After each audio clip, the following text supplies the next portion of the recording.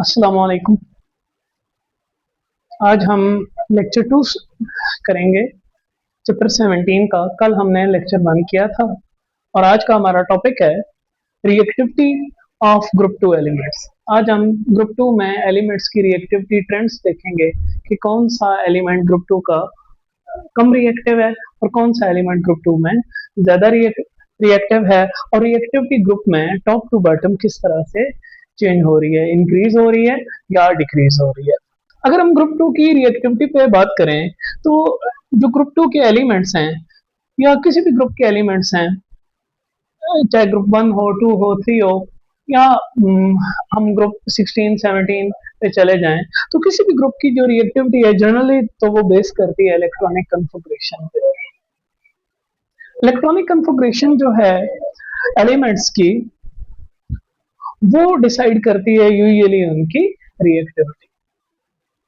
अब चूंकि ग्रुप 2 के एलिमेंट्स जो हैं इनके आउटर मोस्ट में 2 इलेक्ट्रॉन होते हैं, जैसे कि इनकी जनरल इलेक्ट्रॉनिक कन्फिग्रेशन NH2 है, तो ये बड़ी आसानी के साथ अपने दोनों इलेक्ट्रॉन क्या करते हैं, लॉस करते हैं।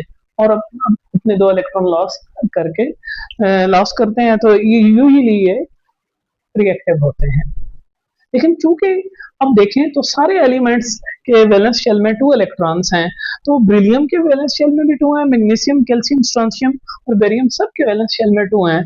तो क्या इसका ये मतलब है कि ग्रुप में रिएक्टिविटी भी सिर्फ वैलेंस शेल इलेक्ट्रॉनिक कन्फिग्रेशन पे बेस करेगी? तो ऐसा नहीं। फिर तो सबकी रिएक्टिविटी एक जैसी होनी चाहिए, लेकिन ऐसा नहीं।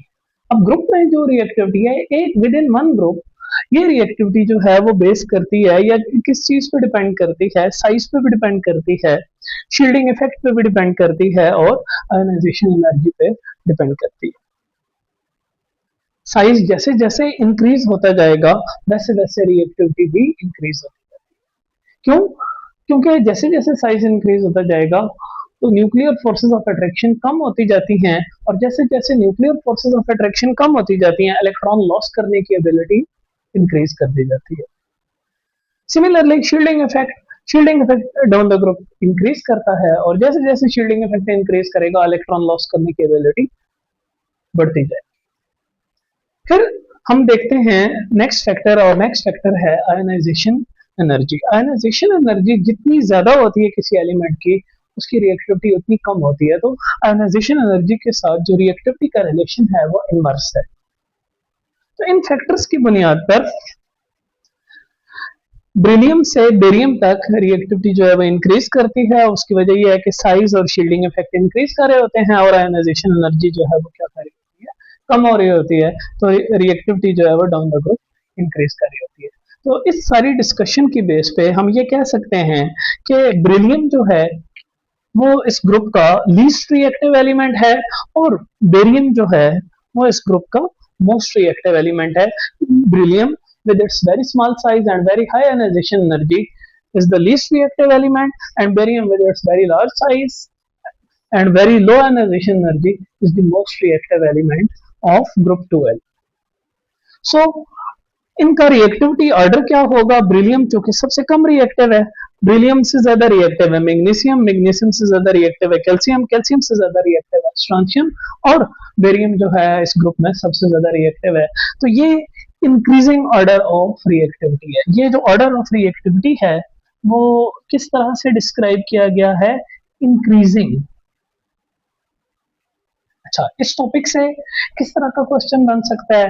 इस टॉपिक से यूजुअली एक शॉर्ट क्वेश्चन बन सकता है, और वो शॉर्ट क्वेश्चन यूजुअली क्या बनता है कि ग्रुप 2 एलिमेंट्स की रिएक्टिविटी ग्रुप में किस तरह से वेरी करती है, किस तरह से चेंज होती है। जी, तो हमारा नेक्स्ट टॉपिक है 17.2 chemical reactions of group 2 element. इससे पहले हमने ग्रुप 2 एलिमेंट्स की रिएक्टिविटी डिस्कस की थी, और हमने ये कहा था कि ब्रिलियम से बेरियम तक ग्रुप 2 एलिमेंट्स की रिएक्टिविटी इंक्रीज करती है। तो सेकंड टॉपिक है इस चैप्टर का 17.2 chemical reactions of group 2 elements. अब इसमें जो 3 रिएक्शन हमने देखने हैं, पहला रिएक्शन है reaction with oxygen. 17.2.1 reaction with oxygen.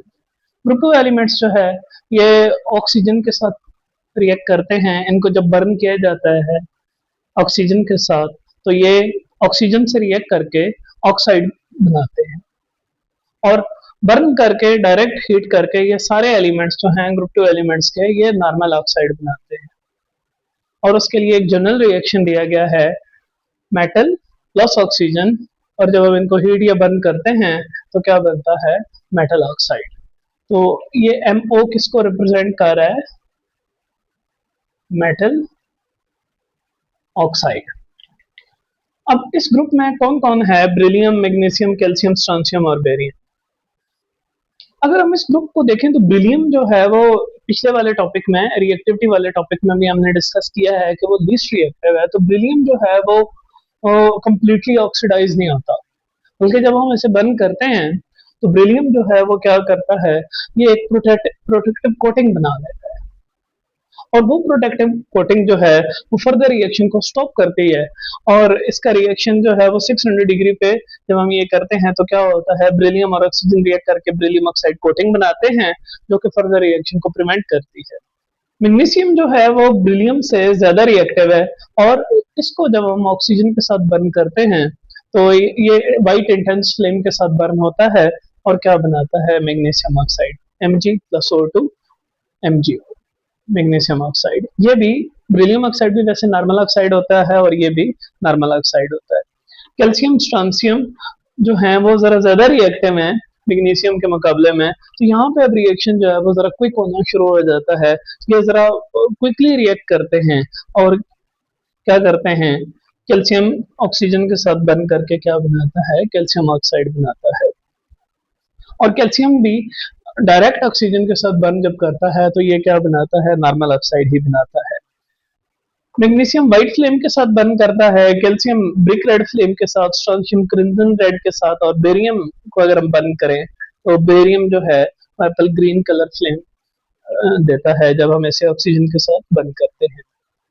अगर हम यहाँ पे बेरियम का रिएक्शन लिखें तो बेरियम भी, अगर हम बेरियम को ऑक्सीजन के साथ बर्न करें तो डायरेक्ट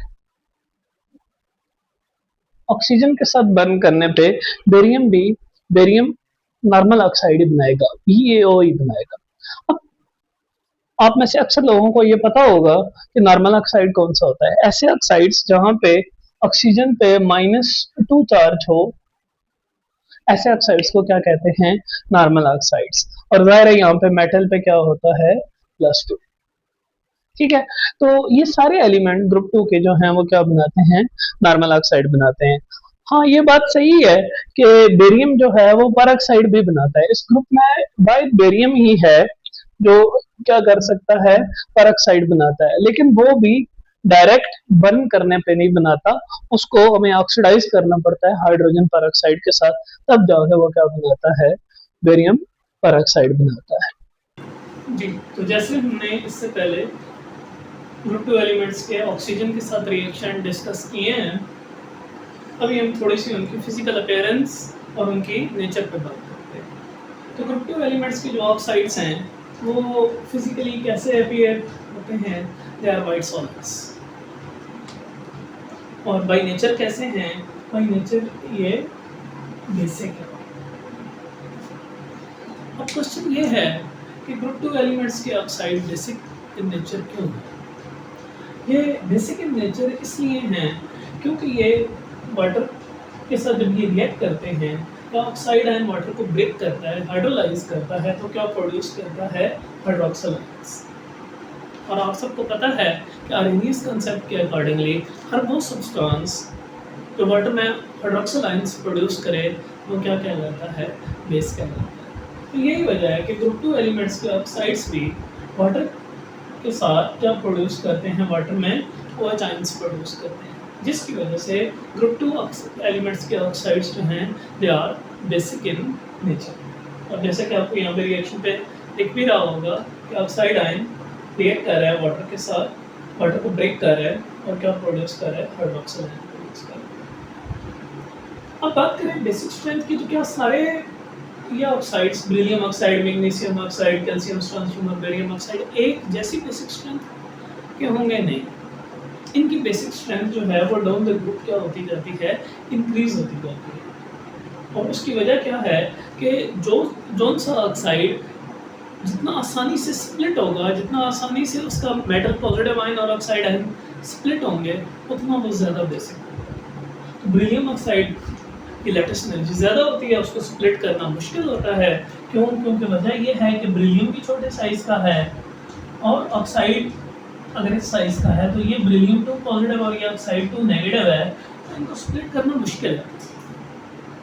लेकिन जैसे जैसे डाउन द ग्रुप आते जाते हैं, मेटल आयन का साइज ऑक्साइड का तो वही रहेगा, मेटल आयन का साइज ज़्यादा होता जाएगा और जैसे जैसे मेटल आयन का साइज ज़्यादा होता जाएगा, उसको स्प्लिट करना आसान होता जाएगा। उसकी वजह ये है कि लेटेस्ट एनर्जी जो है कम होती जाएगी। यही वजह है कि डाउन द ग्रुप जो है इन ऑक्साइड्स की बेसिक स्ट्रेंथ जो है वो क्या करती है, वो इंक्रीज। इसके बाद इस टॉपिक में से बनने वाले क्वेश्चंस क्या हो सकते हैं। एक तो ये शॉर्ट क्वेश्चन पूछा जा सकता है कि ग्रुप 2 एलिमेंट्स की ऑक्साइड्स जो है वो ऑक्सीजन के साथ कैसे रिएक्ट करेंगे, ठीक है। दूसरा शॉर्ट क्वेश्चन यहाँ पे ये बन सकता है कि बेरिलियम जो है वो कम्प्लीटली ऑक्सीडाइज क्यों नहीं होता। और तीसरा क्वेश्चन ये बन सकता है कि ग्रुप 2 एलिमेंट्स के ऑक्साइड बेसिक इन नेचर क्यों थे।